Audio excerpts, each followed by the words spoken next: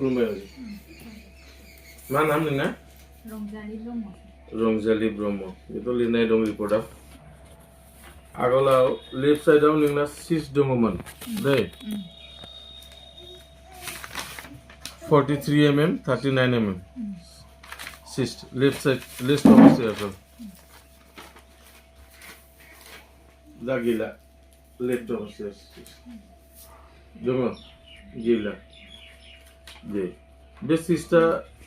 da माने डेन्जार हामनो नागारा किन्तु नोंना मास मोननै जों नोंना क्लियार जाबाय बे टिउमारा 43 mm टिउमार दङमोन बे टिउमारा मास मोननै जों क्लियार जाबाय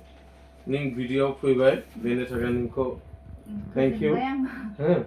थैंक यू बिराद गोजोननाय मोनदों आङो गिदोंमोन आङो संग्राम खालामबाबो गिगासिनो इसोरखौ बांगासिनो आं मा दाथ' सिन्था गैया दा बे रिपर्टआवहाय मोजां माबाबाय होननायखाय बिराद मोजां मोनबाय आरो नङाबाथ' टेनसनानो मा जागौमोन आरो बिदि माबायाखै मोनबा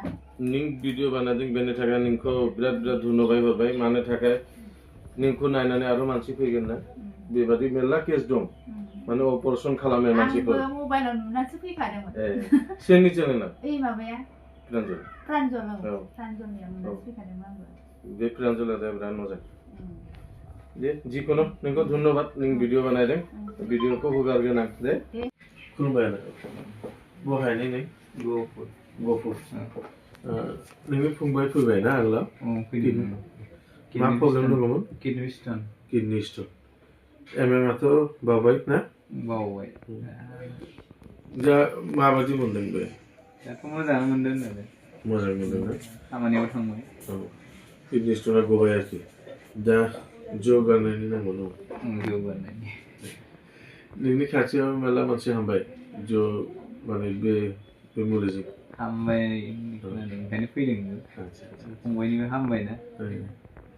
दे थेंक इउ दे